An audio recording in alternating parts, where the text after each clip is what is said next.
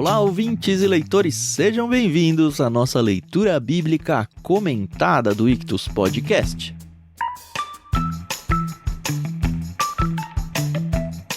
Eu sou o Thiago André Monteiro, @vulgutan, e estou aqui com a Carol Simão, o Thiago Moreira, para a gente lidar com o capítulo 12 do livro de Lucas. Bom dia, tudo bem com vocês? Bom dia, pessoal, tudo bem? Aqui é a Carol Simão.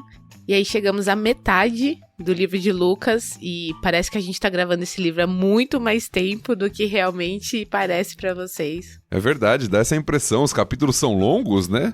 Uhum. Apesar de nós estarmos falando de narrativas também, como foi lá em Gênesis, na sua grande parte pelo menos, os capítulos de Lucas são extensos e aí parece que a gente tá gravando há mais tempo mesmo. Mas tem sido muito gostoso, né? Sim. Todo esse processo aqui. Hoje o capítulo é médio, né? Não é nem curto, nem muito longo. A gente já passou por capítulos bem maiores.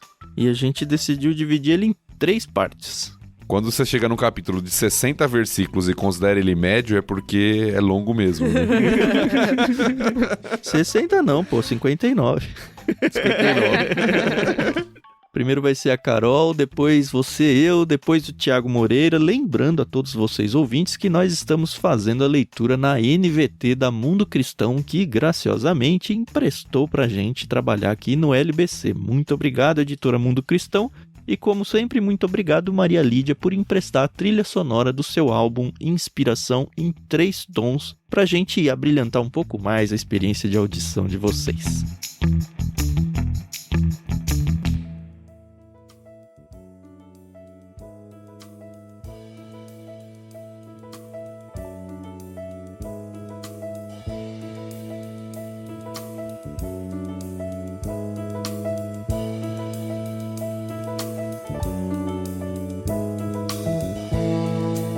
Muito bem, dona Caroline, eu acho que você pode começar a ler. A gente vai do verso 1 até o verso 12. É isso, né? Isso mesmo. Tá bom, então vamos lá.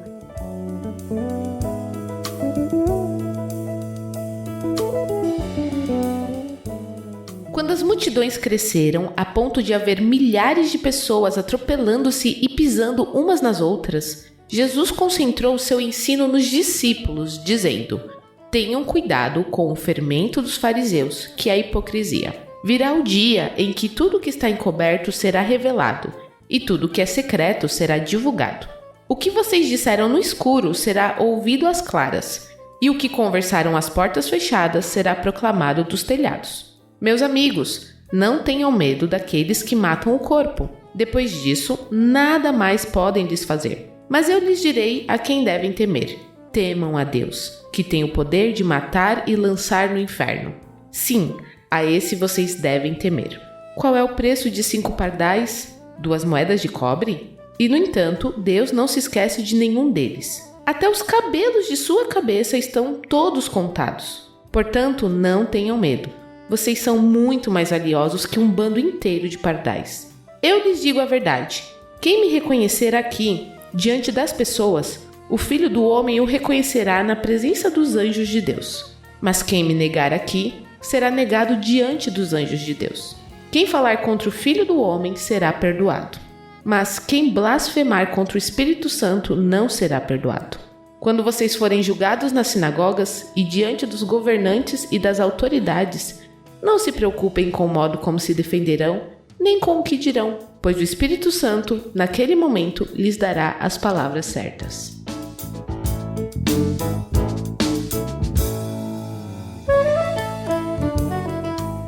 Eu já ouvi meditações, e foi mais de uma pelo menos, que usam um pedaço desse texto pra falar que, lá no céu, quando a gente estiver lá, tal, vai ter uma tela mostrando todos os seus pecados. É mesmo aonde? Porque tá falando aqui, né, que tudo que tá oculto será revelado. Isso. E aí, gente, eu sempre tive um medinho tão grande. Tem coisa a esconder aí, hein, Carol? Você não quer começar a revelar pra gente agora, já pra ganhar tempo?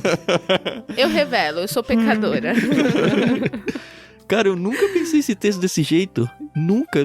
Pois é. Será que é isso? Não, eu também já ouvi essa teoria. Eu não sei se ela é verdadeira. Eu acredito que não. Né? Mas eu já ouvi essa teoria também. O fato é que, mesmo que isso aconteça, o que eu acho difícil, Esse texto não pode servir como base para isso, né? Sim. Eu acho que a grande colocação de Jesus é a respeito da hipocrisia dos fariseus, como ele começa falando o texto. E a gente vê muito isso, né? A gente tem visto no Evangelho de Lucas. Eles tentam pegar Jesus, eles escondem suas motivações, eles parecem em alguns momentos amigáveis, mas na verdade eles querem passar o pé, colocar uma armadilha em Jesus, até que aquilo se torna algo aberto muitas vezes, né? Mas Jesus está falando, olha, cuidado, né? Nem tudo que as pessoas aparentam de fato é.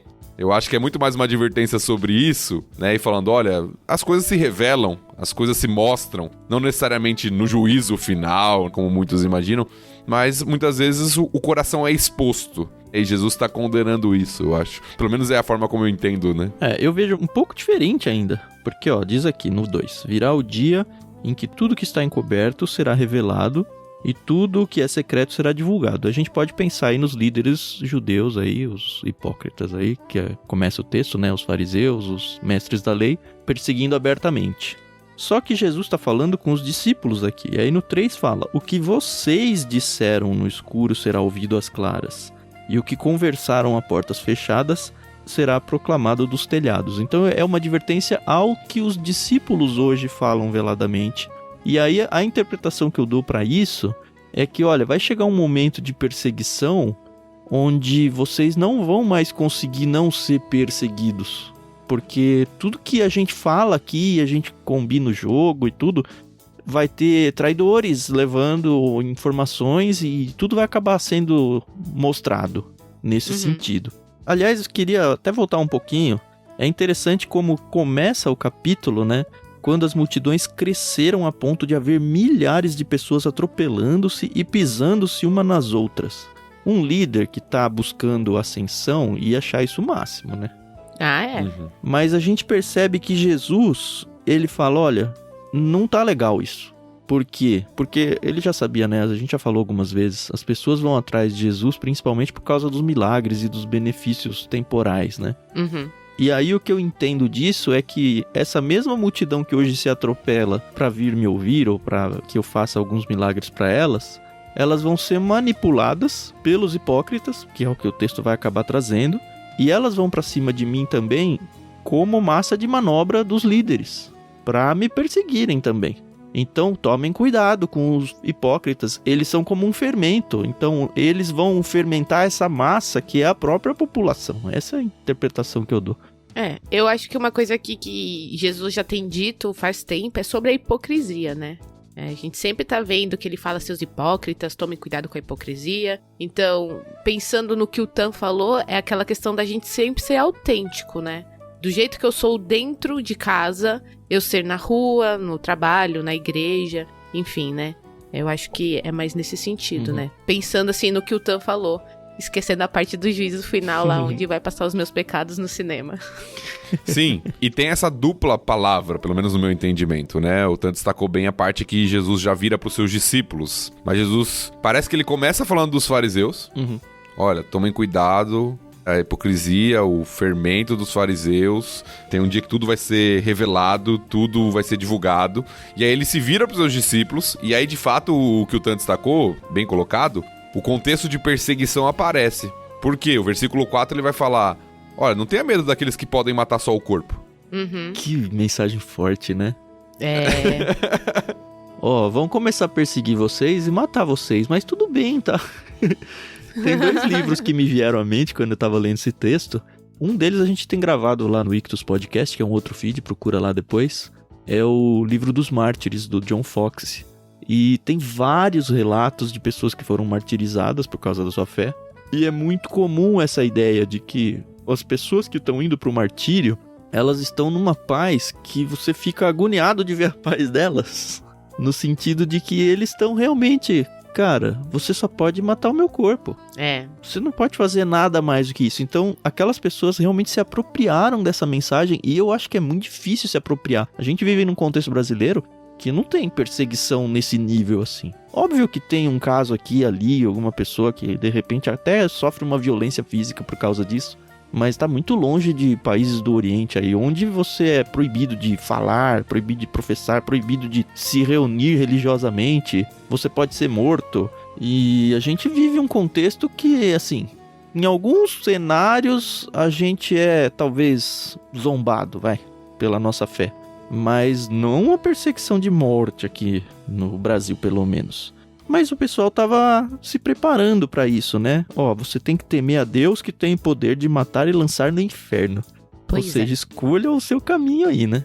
Eu entendo que temer a Deus não é ter medo dele, né? É ter aquela reverência, aquele respeito, né? O temor ao Senhor, né, é um tema muito comum nas Escrituras. Uhum. E geralmente está relacionado à submissão. Uhum. Não é simplesmente o medo, como a gente vê, né? Vou fazer porque senão vou ser punido. Muita gente tem uma religiosidade nesse sentido, né? Não, eu vou fazer algo para Deus porque senão Deus vai me punir. Mas é aquela questão do entendimento de quem Deus é e da minha postura de obediência e submissão a Ele. E é claro que tem um jogo de termos e de percepção aqui também, porque, inevitavelmente, o texto não nos está chamando a ser imprudentes. Primeira coisa é isso. O texto não está nos chamando a ser imprudentes. E certo medo, certo temor de situações extremas e perigosas, eu acho que envolve imprudência na nossa vida. Mas o que o texto sugere, como já foi dito, é uma questão, que é inevitável. Se vocês querem ser discípulos, vocês vão ser perseguidos. E vocês não têm que ter medo. Basicamente, a noção é, se eles tirarem a vida de vocês... Ok, eles não tiraram nada de importante. Que coisa, né? Isso que eu acho muito interessante na teologia bíblica, de que não tem nada que a gente possa perder nesta vida que de fato tem um valor primordial. Aquilo que a gente tem como principal não pode ser perdido. Então. E aí ele usa o exemplo dos pássaros, né? Dos pardais. Que eles não têm aí trabalho, né? Eles não têm uma casa e nada falta pra eles, quanto mais pra nós, né? Que somos filhos de Deus, né? E eu acho isso fantástico, é maravilhoso. É um consolo, né? Porque veio uma mensagem muito dura, né? Olha, você vai arriscar sua vida aqui. Pode acontecer qualquer coisa, inclusive vocês perderem a vida. Mas ele não para aí, é um mais tão bom de ouvir, né? Mas olha, Deus conhece... até quantos fios de cabelo você tem na cabeça. No meu caso não é muito difícil, né? Mas o da Carol e do Thiago. Mas é impressionante isso. É um texto que mostra pra gente que Deus tem um cuidado especial com cada criatura dele. Eu não tô falando nem cada ser humano, porque ele abre falando, como a Carol falou, dos pardais. Os pardais, ele praticamente diz que não vale nada, né? Ele vale o quê? 2 moedas de cobre. Cada moeda de cobre, né, é 1/16 de um denário. O denário era o valor de um dia de trabalho braçal. Então, 1/16 é meia hora. Meia hora de trabalho, assim, não vale nada isso. Ainda assim, não valendo nada, Deus cuida de cada pardal. Imagina de vocês. E 5 pardais valem 2 moedinhas, exato, né? Não é que um pardal vale. Olha. Então era um valor bem... É uma palavra realmente para mostrar o comparativo num extremo. Olha, se Deus cuida do animal que é considerado sem valor pela própria sociedade, você acha que ele não vai cuidar de vocês? E se a gente for pensar na nossa realidade aqui... Algumas vezes, assim, quando a gente sai de férias normalmente, né, que fica olhando a natureza, eu pelo menos tenho muito disso, de ficar olhando as coisas. Aí eu vejo um pássaro voando lá longe. Aí eu vejo, sei lá, qualquer coisinha da natureza numa árvore, uma formiga, coisas irrelevantes. E sempre penso, puxa, Deus tem olho até para essas coisinhas que eu não vejo no dia a dia, porque eu tô num centro urbano correndo atrás das coisas da vida e sei lá onde, lá no meio do mato, no meio do nada, tem um bichinho que tá sendo cuidado por Deus. E eu tô sendo cuidado por Deus aqui, eu não vou dizer igualmente, né, porque enfim, somos seres humanos, acredito que Deus tem um olhar especial para os seres humanos, mas não deixa de ter um cuidado de Deus nas situações mais irrelevantes do mundo.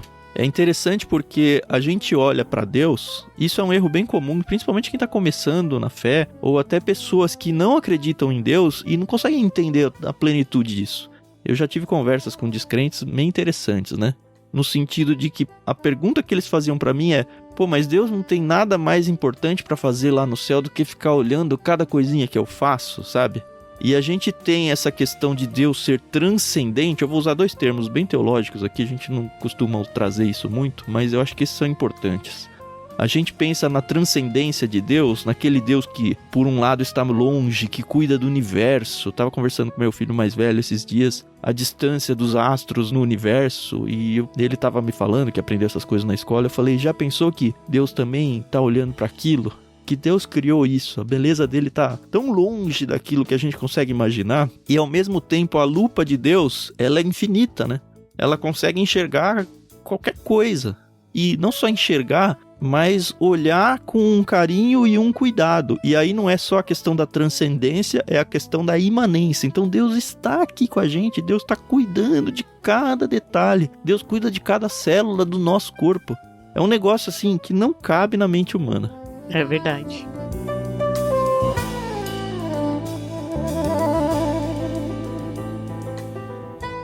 E aí a gente vê essa questão do pecado que não pode ser perdoado. Isso, por muito tempo, me deixou muito aflita. Não deixa mais, Carol? Não. É porque tem aquela hora que você entende, né? Eu tô brigando com essa hora ainda, viu? Bom, eu estou longe da perfeição, então agora eu fiquei assustada de novo. Foi mal, hein? A gente pensa que tá ali num certo patamar, né, da fé, e aí vem o Tan e pá. Não, eu acho que o que o Tan tá mencionando é as diversas interpretações que tem sobre esse texto. Que texto? Vamos trazer os ouvintes de volta pra saber o que exatamente a gente tá falando aqui, né? A pergunta é o que seria essa blasfêmia contra o Espírito Santo que é dito no texto que não será perdoada? Que é assim, é muito forte, porque ele fala, ó, se você blasfemar contra o Filho, né, contra o próprio Jesus, tudo bem. Mas contra o Espírito Santo, não, tudo bem, não. Ai. A explicação que eu já ouvi, e até então eu tinha paz com ela, e o LBC me tirou um pouquinho dessa paz, é a questão de que, o problema é que esse texto, ele é paralelo em outros evangelhos, como vários, né? E o principal, assim, pelo menos onde eu estudei esse texto, fica em Mateus. Em Mateus 12. E lá, o contexto imediato é o que a gente viu no capítulo passado. Aquela questão de que os fariseus acusam Jesus de que ele estava expulsando os demônios em nome de Beelzebul, que era o líder dos demônios, em nome do diabo. Sim. E aí lá em Mateus já vem esse texto. Então a ligação que eu sempre ouvi de explicação é, ele está atribuindo ao diabo algo que é do Espírito Santo. E o problema está aí. Só que quando a gente veio para Lucas, esse texto já ficou meio distante, porque já passou um capítulo. Então aparentemente não é o mesmo contexto, nem é a mesma época, nem é a mesma ocasião em que Jesus está falando uma coisa ou outra. Isso que me trouxe uma pulga na cabeça. E aí eu pensei, poxa, será que eu não estava super interpretando o texto lá em Mateus? E graças a Deus temos o Tiago Moreira aqui. Né? Não, eu vou só listar as principais posições e dar a minha, evidentemente. Mas, de fato, às vezes o contexto dos evangelhos pode, em alguns pontos, nos confundir, né? Porque nem sempre as histórias estão contadas na preocupação moderna ocidental em ordem cronológica. Às vezes os autores, eles ajuntam alguns eventos da vida de Jesus por tema. Sim. Então nem sempre o contexto, não, é nesse contexto aqui, às vezes muda de história, nem sempre aconteceu logo em seguida a próxima história. Então a gente tem que ter um pouco de cuidado com isso nos evangelhos, né? Agora, as três principais posições, pelo menos que eu me lembro, não sei se tem mais alguma, se o Tan lembrar pode ajudar, sobre esse texto é o seguinte: algumas afirmam que o Tan falou, que a blasfêmia contra o Espírito Santo seria atribuir obras de Deus ao diabo, certo, e que isso não seria perdoado. O segunda posição afirma que, e aí nesse sentido estaria muito mais próximo ao contexto de Lucas aqui, que essa blasfêmia contra o Espírito Santo seria não reconhecer, não crer na ação do Espírito Santo, na obra que ele faz, e a incredulidade é o pecado que não é perdoado. Se a pessoa não crê, ela não tem perdão dos seus pecados, né? É o incrédulo. Seria o único pecado imperdoável nesse sentido, a falta de fé. E a terceira posição, que também é comum, é de que era um tipo de pecado que só poderia ser feito na época do ministério terrestre de Jesus, que envolve a questão da blasfêmia contra o Filho ali também. Algo de que as pessoas estão vendo algo que Cristo está fazendo pelo poder do Espírito e negando isso. Então não é algo que se aplicaria aos nossos dias. É algo que só seria possível na época do ministério de Jesus ali. Tem a quarta, que é o que assusta todo mundo, né? Que, olha, se você falar contra o Espírito Santo, você perde a sua salvação. Ah, sim. Eu não sei se ela é muito defendida teologicamente, mas a gente sabe que tem uma linha de cristãos aí que acredita que as pessoas realmente perdem a salvação. Eu não concordo absolutamente com isso. Para mim, a perseverança dos santos, né, para usar o termo técnico aí, ela é uma base da minha fé, assim. Uma vez que você entregou a sua vida para Jesus, é impossível você perder ela de volta, sabe? Não é seu mais para você desistir disso. Genuinamente, obviamente, né? Sim. Eu particularmente creio, é claro que o texto é difícil, até por isso tem várias posições e vários debates sobre isso, mas eu particularmente creio que, olhando o texto e a teologia bíblica como um todo, eu acho que a questão da incredulidade faz mais sentido. Porque em nenhuma das outras posições eu vejo como algo simples de você defender, à luz do todo das escrituras. Por exemplo, nós tivemos pessoas que atribuíram obra de Deus, algo que Deus fez, ou que Jesus fez, a um poder satânico, demoníaco, e que depois se converteram? Parece que sim. Parece que nós temos relatos que, então, nesse sentido, foram perdoadas. Nós temos pessoas que perseguiram o evangelho, foram contra, se opuseram ferrenhamente, acreditaram que aquilo que estava sendo feito e ensinado era algum tipo de charlatanismo, e que depois entenderam a mensagem do evangelho e se tornaram grandes homens de Deus. Talvez o maior exemplo seja Paulo. Só ele, né? Nós temos. Então, para mim, o meu entendimento do texto, e eu acho que o contexto de Lucas, que é o que a gente está lendo aqui, ajuda bastante nisso, tá falando de negar a Cristo. E quem negar a Cristo diante dos homens será negado diante de Deus, é que se a pessoa não ouve a mensagem do evangelho enquanto ela tem oportunidade, ela não crê, isso não lhe será perdoado. Isso seria a blasfêmia contra o Espírito Santo, no sentido de que tá vendo as obras que o Espírito Santo realiza, está fazendo por meio de Cristo ali no caso, ou até na história, se a gente for aplicar para nós hoje, e não está reconhecendo aquelas obras. Pra mim, é a posição que eu encontro mais paz hoje, apesar do texto ser difícil, como a gente falou. Eu queria só colocar um destaque dentro do que o Thiago falou, mas eu queria realmente destacar porque acho que faz toda a diferença. A questão é que esse texto sozinho é muito complicado de ser interpretado. Sim. Mas a chave tá numa palavra que o Thiago disse aí no começo do discurso dele, que é olhando o todo das escrituras. E textos assim difíceis, onde a gente de fato pode ter, olhando só para ele, várias interpretações que realmente parecem uma interpretação genuína, eles têm que ser analisados dentro do todo das escrituras. E eu acho que isso vai ajudar muito a gente a resolver, ou pelo menos a não entrar em depressão ou em noias em cima desse texto, tentando forçar, nesse caso eu acho que não é nem forçar uma interpretação, tentando ficar com uma interpretação que, de fato, ela briga com o resto das escrituras. Eu acho que o fato dela brigar com o resto das escrituras já seria argumento suficiente para você descartar ela. Porque, enfim, a gente acredita que as escrituras são únicas como um todo em seu discurso. Então as coisas não podem se contradizer. Então, se tem duas coisas claramente se contradizendo, você tem que alinhar uma ou a outra. A sua interpretação de um lado ou de outro tá meio confusa. E acho que isso acaba resolvendo muito. Assim, acho que é o principal argumento pra gente resolver essa questão, seria esse. E eu concordo com essa posição do Thiago aí. Eu acredito que tá muito mais ligado à fé em Cristo. E isso não quer dizer que, olha, Jesus foi apresentado pra você hoje. Ou Jesus foi apresentado para você, sei lá, há 10 anos, e você na época negou veementemente. Isso não quer dizer que hoje você não pode aceitar Cristo, tá? Não é isso que o texto tá dizendo. Absolutamente. Bem colocado, antes de você continuar, mas bem colocado. Não é incredulidade de uma vez. Todos nós já fomos incrédulos. É uma incredulidade contínua, né? Sim. E uma coisa que, assim, eu não consigo mensurar, mas eu queria deixar pelo menos registrado aqui, é que o tópico Espírito Santo, a gente já viu que é algo que Lucas gosta muito de apresentar, mas para os leitores da época, não era um assunto tão bem desenvolvido teologicamente como é hoje. Então, se a gente está confuso com esse texto hoje, eu fico imaginando como estavam as pessoas na época. Só pra ver que a gente tá perdido, mas eles estavam muito mais.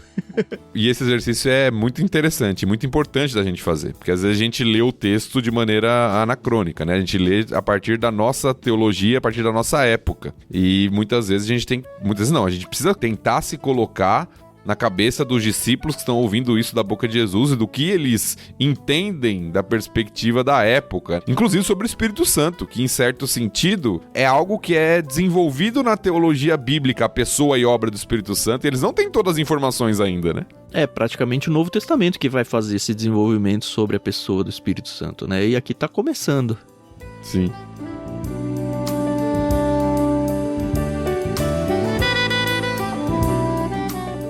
Esse trecho termina com uma coisa boa, né? Mais um afago, né, nas pessoas seguidoras aí de Cristo que vão ser perseguidas, né? Quando vocês forem julgados nas sinagogas diante dos governantes e das autoridades, ou seja, vocês serão presos, vocês vão ter que explicar o que vocês estão fazendo, o que vocês estão propagando por aí, mas não se preocupem com o modo que se defenderão, nem com o que dirão, pois o Espírito Santo, esse mesmo aí, né? Naquele momento lhes dará as palavras certas. Eu tava lendo um outro livro aqui e de fato eu nunca tinha pensado nisso, porque pra mim parece tão óbvio, mas talvez não seja óbvio para vários contextos cristãos aí. Tem várias igrejas, por exemplo, que os líderes religiosos eles não se preparam para pregar, por exemplo. E eu vi em alguns livros que eu tava lendo que eles usam esse texto como argumento de não, quando chegar lá o Espírito vai falar pra mim. Mas não tem nada a ver, né? Não é isso que o texto tá falando, né? A questão é quando você não tiver chance de se preparar, quando você estiver diante de uma situação de confronto inesperada ou repentina, olha, Deus vai cuidar de você naquele momento. Então não use o texto pra ser preguiçoso, tá bom? Verdade.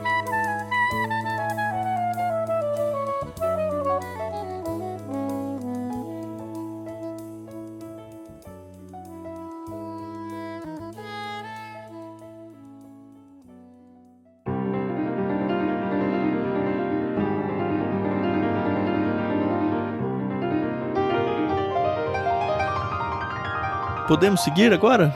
Vamos lá. Então eu vou fazer a leitura do verso 13 até o verso 34, que também é um trecho... Putz, eu gosto muito dele. Vocês vão descobrir.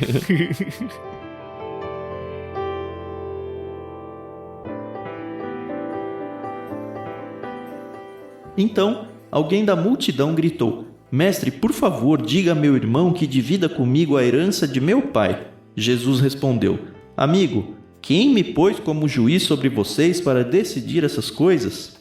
Em seguida disse: Cuidado, guardem-se de todo tipo de ganância. A vida de uma pessoa não é definida pela quantidade de seus bens. Então lhes contou uma parábola.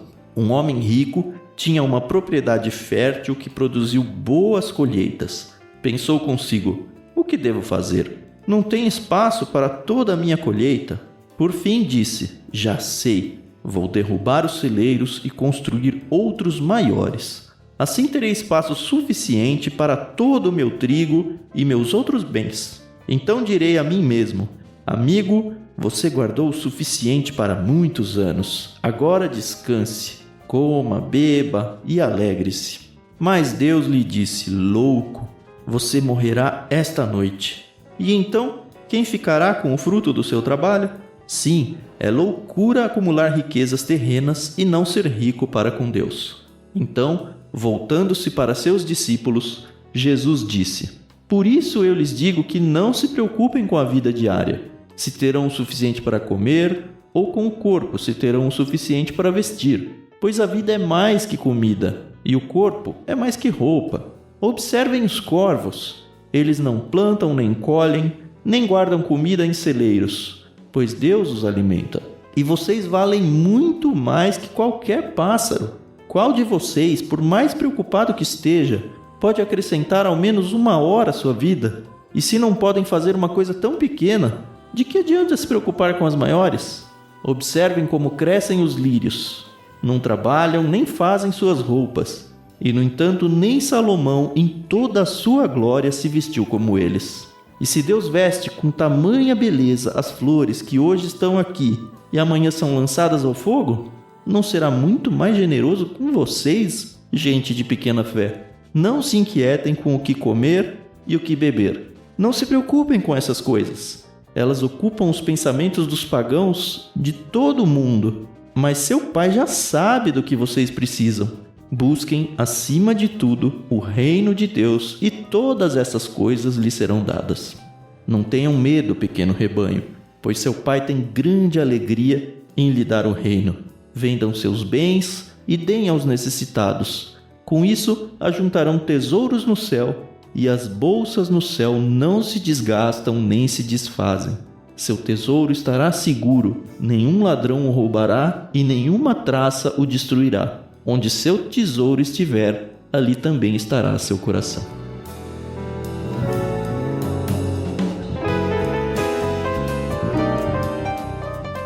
É uma mensagem muito dura e ao mesmo tempo reconfortante, né? Pois é. A gente conhece geralmente o texto mais famoso dessa passagem está em Mateus, né? Sim. Lá no Sermão do Monte. Tem várias semelhanças aqui, né? A mesma passagem, evidentemente, com alguns detalhes específicos que Lucas narra, mas eu gosto muito desse texto também, né? Texto muito bonito. Mas antes dele vem a parábola, né? Antes dele vem o cara que vem tentar fazer de Jesus seu juiz, né? Isso, que gera a parábola, isso. E Jesus fala, ó, não tem nada a ver, né, com o meu ministério. Quem que me colocou como juiz aí pra decidir? Provavelmente era uma discussão de herança entre primogênitos ou não. Primogênitos tinham direito à dupla herança em relação aos outros irmãos. Provavelmente quem chega até Jesus é o irmão mais novo. Porque o irmão mais velho era que tinha o direito não só da herança dupla, mas ele que era o responsável em repartir depois da morte do pai. Uhum. Então ele vem reclamar, ó, meu irmão mais velho aqui, ele tá com a posse da herança, não quer me dar a parte minha que é de direita ou tá dando menos do que é devido. Então tem uma reclamação pra Jesus aqui. E é interessante, né? Porque às vezes os papéis na sociedade antiga acabam se misturando, né? Jesus é reconhecido como um mestre e aqui ele tá sendo chamado pra julgar uma causa, né? E Jesus fala, ó, não tem nada a ver comigo, não. É um negócio que eu não vou me mexer. Só que aí gera o assunto, né? Sobre riquezas, porque obviamente o cara veio porque tá preocupado com as suas riquezas. Eu até acho que era uma preocupação legítima. Se eu estivesse no lugar dele, provavelmente eu também ia procurar os meus direitos ou alguma coisa do tipo, né? Mas tá muito longe do que é o ministério de Jesus aqui. Tá muito longe de um seguidor de Jesus ter que se preocupar com isso. E é exatamente isso que Jesus vai explicar pra gente aí com todas as letras. E a questão do coração, eu acho, né? Jesus conhece o coração. Tanto é que a advertência que ele fala não é nem sobre riqueza. O texto vai falar sobre riqueza, evidentemente, mas é sobre ganância. Cuidado para que vocês não alimentem no coração de vocês qualquer tipo de ganância. Parece que Jesus vê a ganância naquele homem. Uhum. E aí ele começa a ensinar sobre isso, né?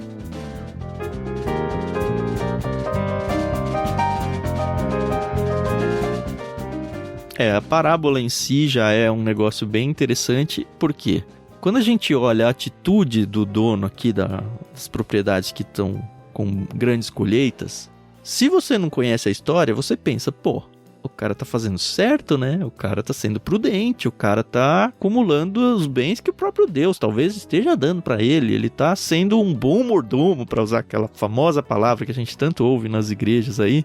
Só que Jesus chama ele de louco, no sentido de insensato, né? No sentido de, cara, onde tá a sua cabeça? Não, e por isso que eu acho que é a questão do coração. Porque a atitude não é errada em si. Você ser prudente, você armazenar... Poupar, né? José fez isso, né? Poupar... Vai ter parábolas onde Jesus vai distribuir os talentos lá e fala, ó, você que poupou melhor, você que investiu o seu dinheiro, vai ser muito mais beneficiado por mim, e aí elogia ele e não elogia o outro que não usou bem o seu dinheiro. Provérbios fala sobre isso, Exato. né? Dá o exemplo da formiga que armazena pra ter pro futuro. No inverno, né? Então, a atitude em si não é errada. Uhum. Aparentemente o que Jesus está tratando é o coração. Né, o porquê, a ganância, como ele falou, a ganância do homem que veio atrás dele e a ganância do homem da parábola, que tá pensando só em ter mais e... Não em dividir, né? Exato, não tá pensando em como ele pode usar aquilo pra ser uma bênção pra outras pessoas, pro reino e pra uma série de coisas, né? Então eu acho que a questão que Jesus tá tratando aqui é justamente a questão da ganância do coração. E tem uma fala que a gente meio que passou por cima, mas que eu acho que é muito importante, inclusive pros nossos dias... antes de começar a parábola, que Jesus fala: a vida de uma pessoa não é definida pela quantidade de seus bens. Nossa, podia ser um quadrinho pra deixar em casa isso, né? Porque na nossa sociedade parece que é exatamente isso. É. Acho que não só na nossa sociedade, acho que em qualquer lugar do mundo. Sim, sim. Eu tô pensando na nossa época mesmo, né? Em Sim. qualquer lugar do mundo. Sim, sim. O valor de uma pessoa é atribuído pelas posses. Se eu tenho algo, se eu tenho bens, eu tenho valor na sociedade. Se eu não tenho, não.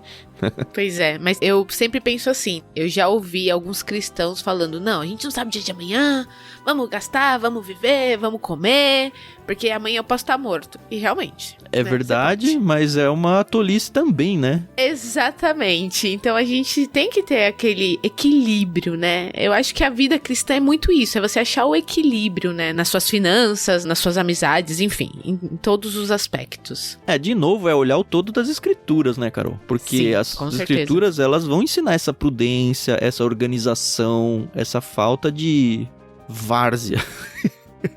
É porque o pessoal, não quero generalizar aqui, mas as pessoas, algumas, não entendem que a Bíblia é o nosso manual de vida, entendeu? E realmente ela é o manual, entendeu? Tá aqui, é preto no branco, entendeu? Só que você tem que saber interpretar. Não é à toa que o verso 21, sim, é loucura acumular riquezas terrenas, ele não para aí. Sim, é loucura acumular riquezas terrenas e não ser rico para com Deus. Ou seja, o problema não tá no acumular, tá na segunda parte, é você acumular e acumular só pra você. E não abençoar a vida de outros, como o Thiago falou, né? Acho que é o ponto central da parábola, é a conclusão, né? Sim. É a lição, né? A moral da história, né? Olha Davi, olha Salomão, super ricos e super abençoados por Deus, ricos por causa de Deus. Sim.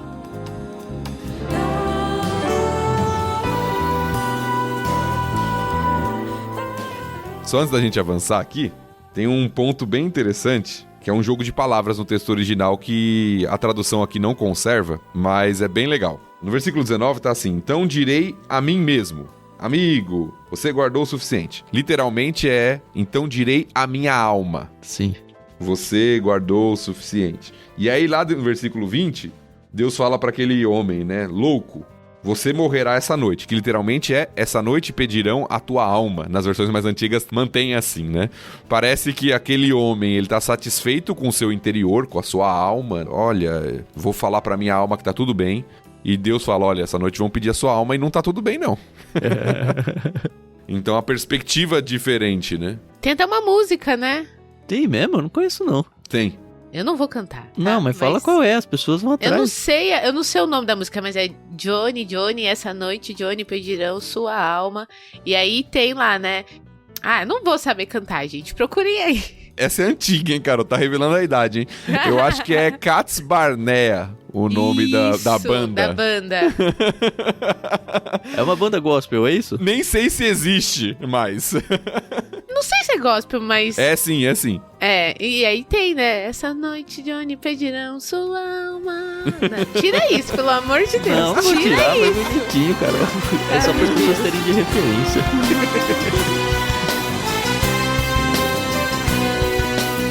Esta noite pedirão a tua alma, louco. Pobre Johnny nem sabe que tem uma alma.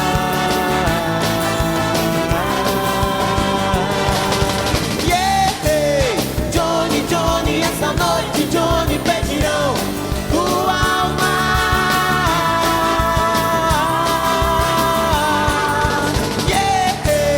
Johnny, Johnny, essa noite, Johnny, pedirão tua alma.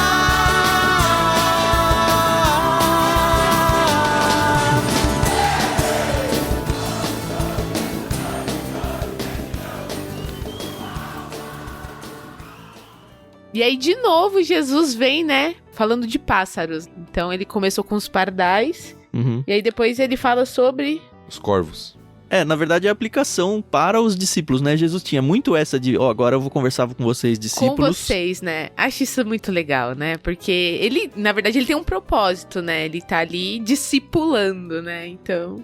Tem um detalhe nesses pássaros aí, Carol, não sei se você pegou, que não é mais o mesmo tipo de pássaro, agora são corvos. Sim. E corvos são impuros. Então, é isso que eu ia falar, que são menos valiosos ainda, né? Então. E nem os impuros fogem do cuidado de Deus, né?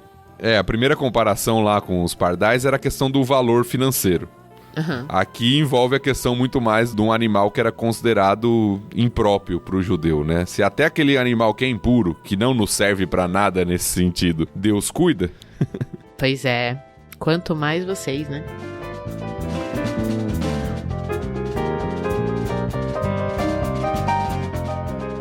Agora, esse discurso de Jesus, como eu falei no começo aí, né? Ele é lindo, mas ele é duro, hein? É duro de abraçar e viver ele, porque, olha só, eu lhes digo, não se preocupem com a vida diária, se terão o suficiente para comer, ou com o corpo, se terão o suficiente para vestir. E se a gente for pensar isso aqui, ele tá falando de comida e de vestuário, que são as funções mais básicas da nossa preocupação. O que ele tá dizendo é, não se preocupa nem com isso, quanto mais com o resto. E mais ainda, ele fala homens de pequena fé no meio do texto. Quem se preocupa com isso são os descrentes. Vocês não têm nem autorização para fazer um negócio desse, porque seria incoerente com aquilo que vocês dizem que acreditam. Por isso que é duro esse discurso. E eu falo isso porque eu não consigo ganhar essa batalha ainda não. Eu ainda me preocupo, cara. É difícil desapegar desse negócio. É difícil, de fato, mas eu vejo também que é algo libertador, né? Porque muitas vezes nós nos preocupamos com coisas... E é claro, vamos entender o texto, né? O texto não está chamando a negligência. Uhum. Porque você tem o outro extremo. E nem a volta de pobreza, né? Sim, mas às vezes você chega ao outro extremo. Aquela pessoa que não se preocupa com nada, que não trabalha, que é negligente. E fala assim, não, o texto fala que a gente tem que se preocupar com o que comer, com o que vestir e tal, vamos viver a vida. Não é isso que Jesus está falando. E de novo, todo das escrituras, a gente vai ver, acho que em Paulo, né? Alguma carta de Paulo aí que vai falar, ó, se você não quer trabalhar, então que nem coma. Jesus não está chamando as pessoas à irresponsabilidade, né? Ele está chamando as pessoas à confiança na soberania de Deus. Exato. Eu acho que esse é o ponto que a gente tem que estabelecer bem. E nesse sentido, é de fato algo libertador.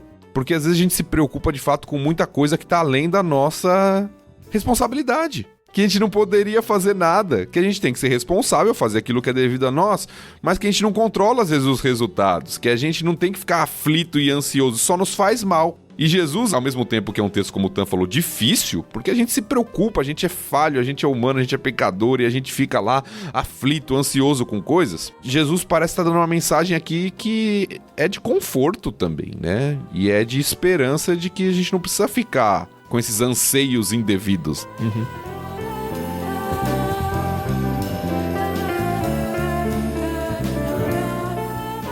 Olha só como ele conclui aqui, né? Busquem acima de tudo o reino de Deus. Ou seja, o seu foco tem que estar em buscar o reino de Deus, em servir a Deus, em cuidar das pessoas. Muito disso é cuidar dos pobres, cuidar de viúvas, coisa que o texto vai falar muito.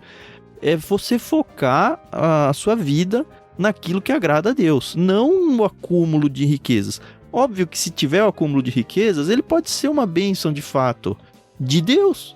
E você vai ter que ser mordomo e responsável o suficiente para cuidar disso da melhor maneira, mas sem se perder, né? Tem uma música, acho que do Frejá, que fala: também desejo que você tenha dinheiro, mas que pelo menos uma vez na vida você diga para ele quem é dono de quem. Eu desejo que você ganhe dinheiro, pois é preciso viver também. E que você diga a ele pelo menos uma vez quem é mesmo o dono de quem.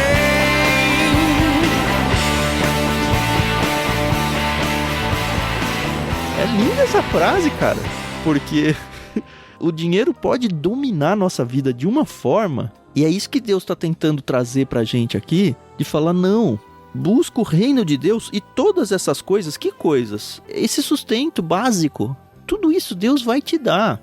E mais legal ainda, que normalmente as pessoas ficam nesse verso 31 aí, mas o 32 é um aconchego tão gostoso que fala, olha, não tenham medo, pequeno rebanho. É meio que um abraço de Deus aqui, sabe? Vem aqui, meu pequenino, pois o seu pai tem grande alegria em lhe dar o reino. Exatamente esse reino que a gente está buscando, em vez de buscar dinheiro e riqueza, a gente está buscando o reino de Deus. E ó, o seu pai não só vai te dar o reino, ele tem alegria em fazer isso se você buscar o reino de Deus. E aí você fala, pô, agora fechou a conta, né? Só um adendo aqui ao que o Tan falou. A gente precisa interpretar bem o texto, né? Às vezes a gente acaba ouvindo algumas interpretações que sugerem uma ideia errada. O Tan destacou bem. O texto promete que buscar, em primeiro lugar, o reino de Deus, todas essas coisas serão acrescentadas. Que todas essas coisas? Que ele listou acima. O texto não é uma promessa, porque eu já ouvi muita gente usando esse texto assim, né? Se você buscar Deus, Deus vai te dar tudo. Não, ele vai te dar o básico pra você sobreviver. Exato, o texto está prometendo o sustento, o cuidado de Deus sobre você. Porque tem gente que começa a trabalhar numa relação de troca. Então eu vou buscar Deus pra Deus me dar. Vou buscar Deus pra Deus me dar. Né? Então eu vou buscar Deus porque Deus vai me dar muita coisa. Porque eu vou ser rico, então, se eu buscar Deus. Eu vou ter a melhor roupa por causa do Salomão. Olha o que ele falou da roupa aqui, né? Eu vou ter tudo, né? Então um cuidado aqui, né? Uhum. E se Deus te dá a bênção de ter recursos financeiros, né? Verso 33 em diante. De novo, não é um voto de pobreza. Não quer dizer que você tem que se desfazer e se tornar pobre. Mas vendam seus bens e deem aos necessitados. Com isso ajuntarão tesouros. Ele está fazendo, acho que um paralelo aí, até um contraponto, com o caso da parábola. Onde a pessoa juntava só para ele.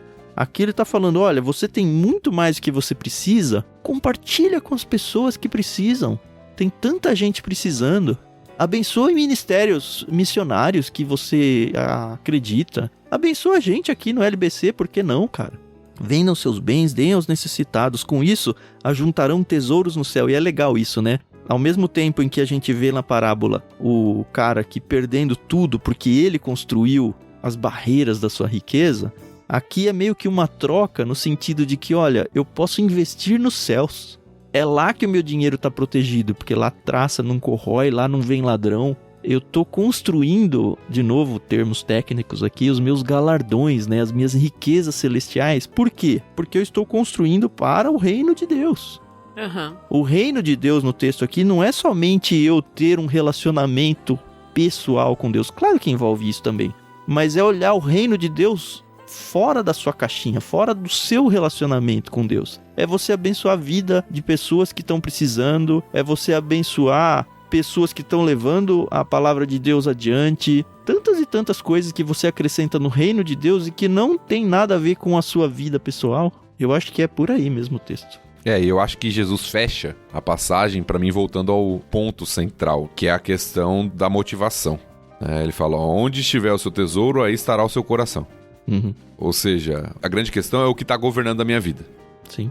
É o dinheiro que está governando a minha vida? É o desejo? É a ganância que está governando a minha vida? Ou é a busca pelo reino, abençoar pessoas, adoração ao Senhor? O que de fato está governando? Porque isso vai governar minhas ações, minhas inquietudes, meus sentimentos. Isso vai governar tudo. Vai deixar a gente mais leve, né? Tendo dinheiro ou não mais tendo, pesado. Né? Não, mais leve em preocupações, em ansiedade, esse tipo de coisa, né? Sim, eu tô falando, ou mais pesado se o seu foco tiver nas coisas dessa terra, vai ser um peso. Isso. Se tiver no Senhor, vai ser leve. Legal, né?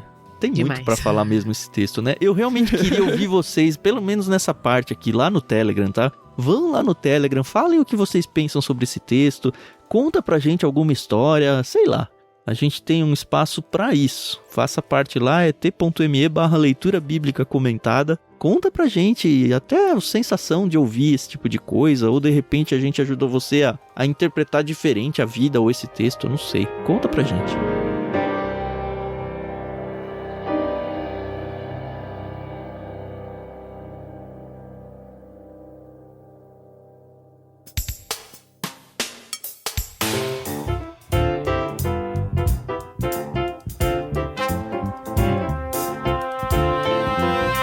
Vamos lá pro último trecho, então?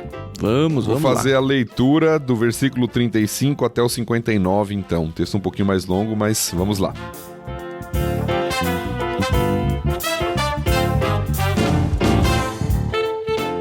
Estejam vestidos, prontos para servir, e mantenham suas lâmpadas acesas, como se esperassem o seu senhor voltar do banquete de casamento. Então, poderão abrir-lhe a porta e deixá-lo entrar no momento em que ele chegar e bater. Os servos que estiverem prontos, aguardando o seu retorno, serão recompensados. Eu lhes digo a verdade. Ele mesmo se vestirá como servo, indicará onde vocês se sentarão e os servirá enquanto estão à mesa. Quer ele venha no meio da noite, quer de madrugada, ele recompensará os servos que estiverem prontos. Entendam isto: se o dono da casa soubesse exatamente a que horas o ladrão viria, não permitiria que a casa fosse arrombada. Estejam também sempre preparados, pois o Filho do Homem virá quando menos esperam. Então Pedro perguntou: Senhor, essa ilustração se aplica apenas a nós ou a todos? O Senhor respondeu: o servo fiel e sensato é aquele a quem o Senhor encarrega de chefiar os demais servos da casa e alimentá-los. Se o Senhor voltar e constatar que seu servo fez um bom trabalho, eu lhes digo a verdade: ele colocará todos os seus bens sob os cuidados desse servo. O que acontecerá, porém, se o servo pensar: meu senhor não voltará tão cedo, e começar a espancar os outros servos, a comer e a beber e a se embriagar? O senhor desse servo voltará em dia em que não se espera e em hora em que não se conhece. Cortará o servo ao meio e lhe dará o mesmo destino dos incrédulos. O servo que conhece a vontade de seu senhor e não se prepara, nem segue as instruções dele, será duramente castigado. Mas aquele que não a conhece e faz algo errado, será castigado com menos severidade. A quem muito foi dado, muito será pedido. E a quem muito foi confiado, ainda mais será exigido. Eu vim para incendiar a terra, e gostaria que já estivesse em chamas. No entanto, tenho de passar por um batismo, e estou angustiado até que ele se realize. Vocês pensam que vim trazer paz à terra? Não, eu vim causar divisão. De agora em diante, numa mesma casa, 5 pessoas estarão divididas, 3 contra 2 e 2 contra 3. O pai ficará contra o filho, e o filho contra o pai. A mãe contra a filha, e a filha contra a mãe. A sogra contra a nora, e a nora contra a sogra. Então Jesus se voltou para a multidão e disse: quando vocês veem nuvens se formando no oeste, dizem: vai chover. E tem razão. Quando sopra o vento sul, dizem: hoje vai fazer calor. E assim ocorre. Hipócritas. Sabem interpretar as condições do tempo na terra e no céu, mas não sabem interpretar o tempo presente. Por que não decidem por si mesmos o que é certo? Quando você e seu adversário estiverem a caminho do tribunal, procurem acertar as diferenças antes de chegar lá. Do contrário, pode ser que o acusador o entregue ao juiz, e o juiz a um oficial que o lançará na prisão. Eu lhe digo, você não será solto enquanto não tiver pago até o último centavo.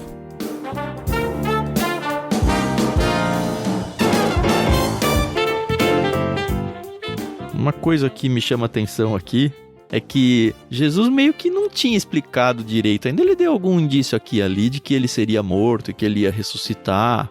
Mas pensa de novo no contexto das pessoas ouvindo isso ali a primeira vez.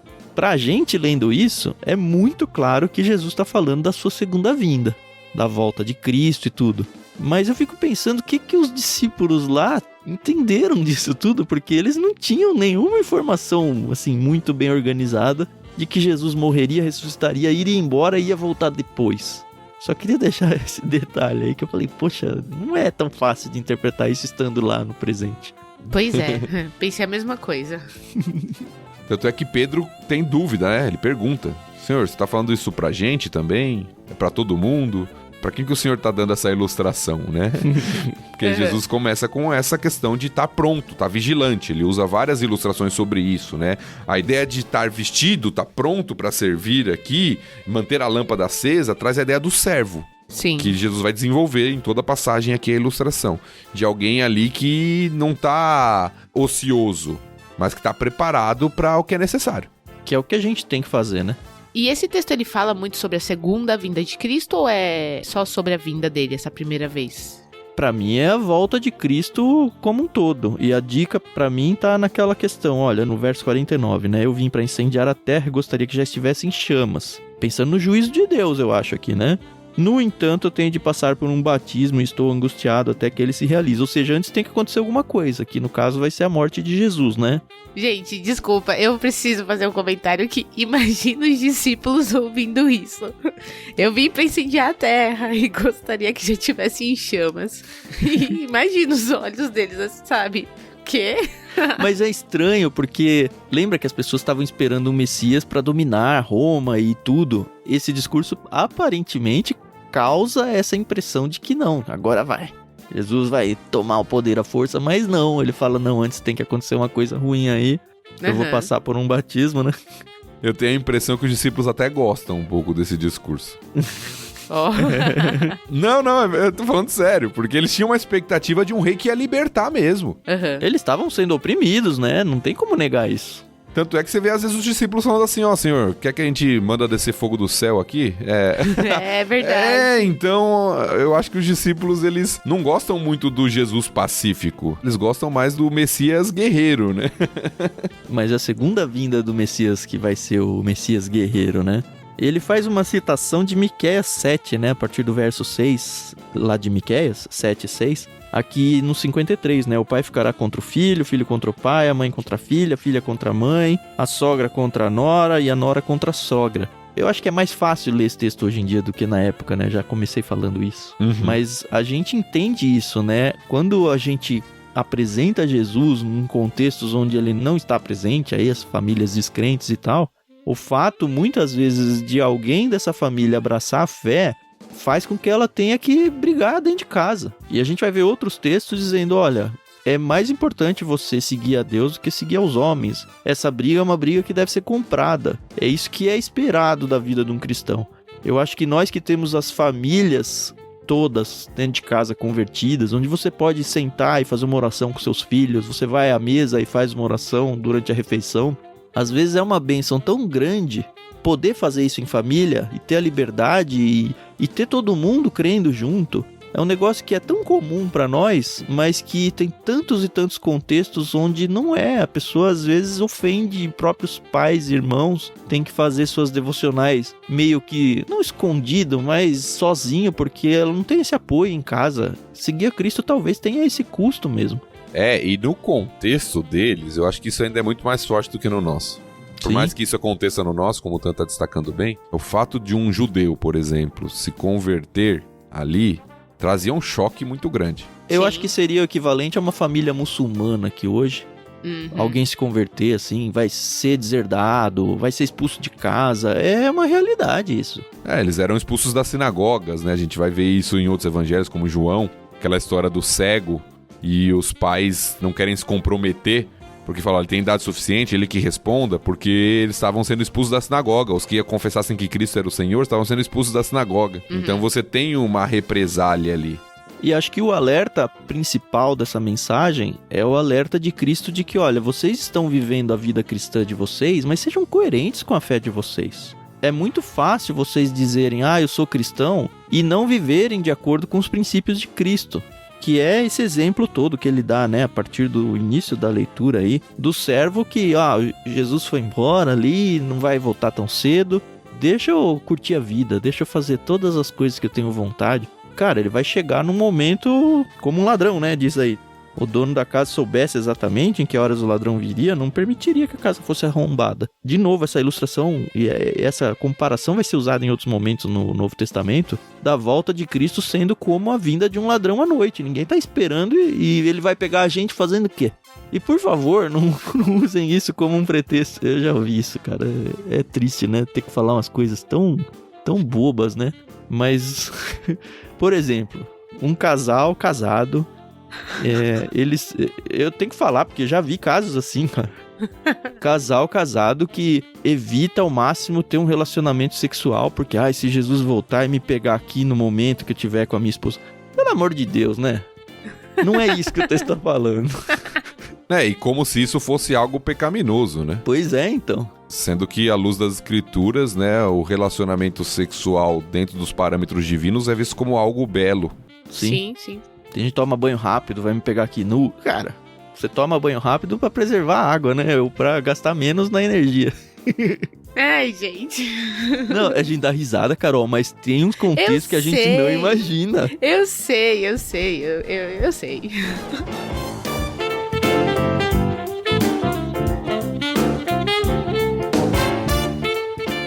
E tem um ponto importante também, acho que do texto, que é quando Pedro faz a pergunta, né, que a gente falou.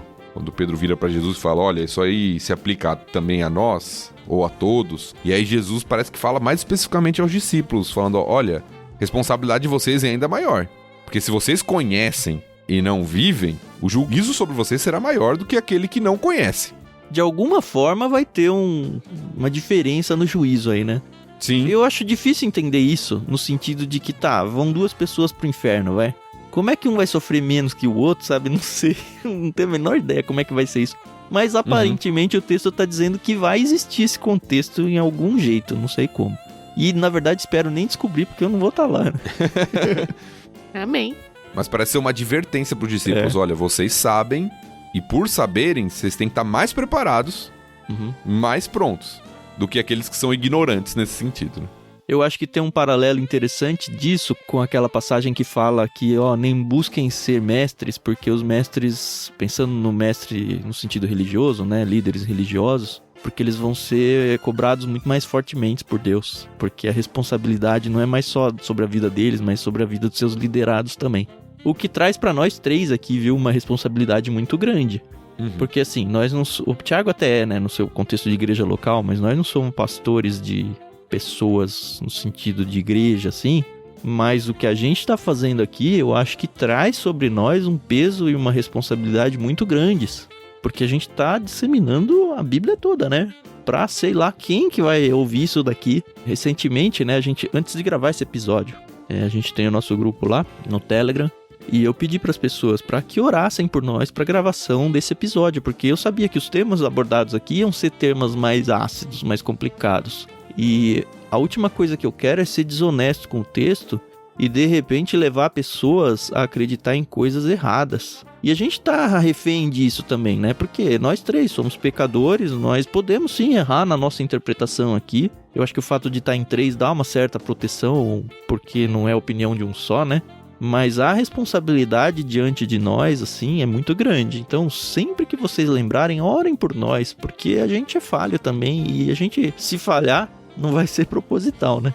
Sim, eu concordo, é verdade. E esse cuidado, né, que a gente tem que ter, tanto no conteúdo do que a gente transmite, quanto no nosso coração mesmo. Sim. Né? E a advertência lá de Tiago, né, que você citou, que é um texto que vai ser seguido pela questão da comunicação, né, da língua, de como a gente usa as palavras e os efeitos que ela tem. Mas, de fato, eu acho que a advertência de Jesus aqui, ela foi diretamente aos discípulos lá, mas ela é bem aplicável a nós, como discípulos dele. Nós conhecemos a verdade do Evangelho e precisamos viver de maneira coerente com isso até o seu retorno.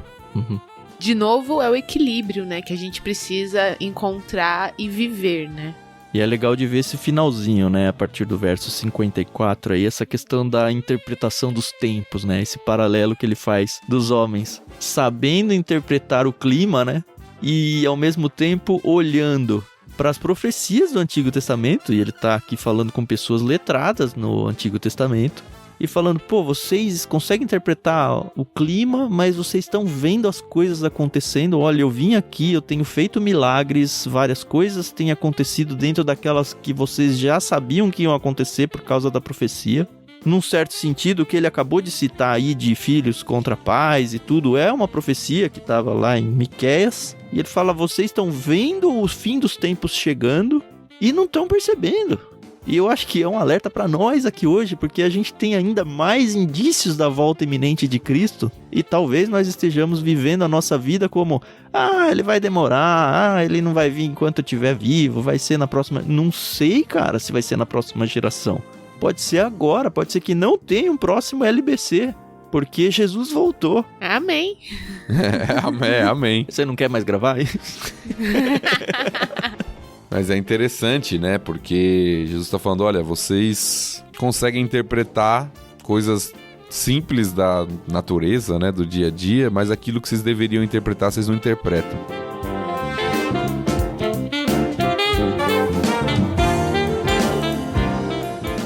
E aí Jesus termina com um texto que eu sempre fiquei confuso. Por que esse texto está aqui, né? Porque fala de tribunal, de acertar as contas com alguém que você tá ali, né, te acusando de dever algo e tudo. Mas eu acho que Jesus está usando isso como ilustração, pelo menos eu entendo assim. Ou seja, não seja duro de coração e acerte o que tem que ser acertado antes de chegar ao fim. O juízo final mesmo, né? Exato, o que ele tá falando, é o tema.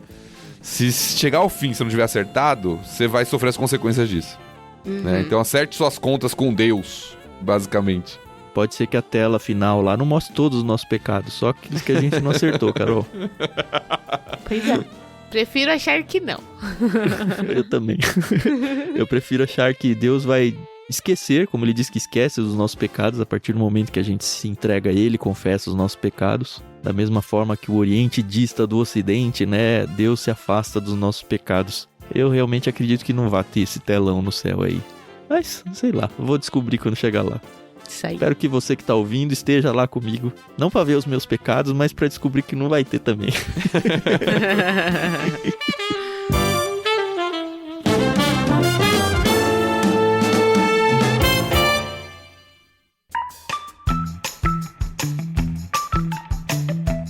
Muito legal, foi um episódio bacana.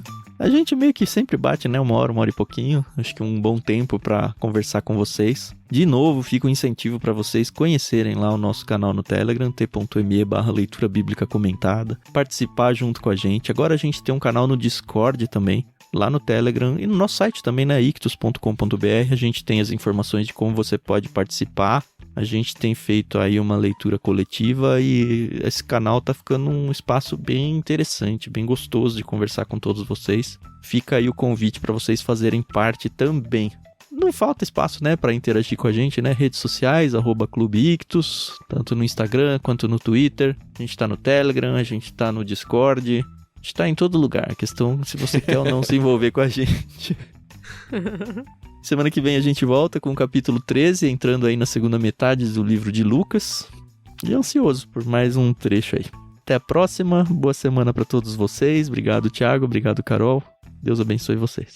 Amém. Obrigada, pessoal, pela paciência, audiência. É uma horinha aí que a gente tira, né, pra conversar e é sempre muito gostoso, a gente nem sente a hora passar. E a gente espera que vocês sejam tão abençoados quanto nós estamos sendo aqui. Obrigada. É isso aí, pessoal. Valeu. Mais uma leitura do capítulo 12 de Lucas. Seguimos firme, juntos no capítulo 13 semana que vem. Um abraço a todos.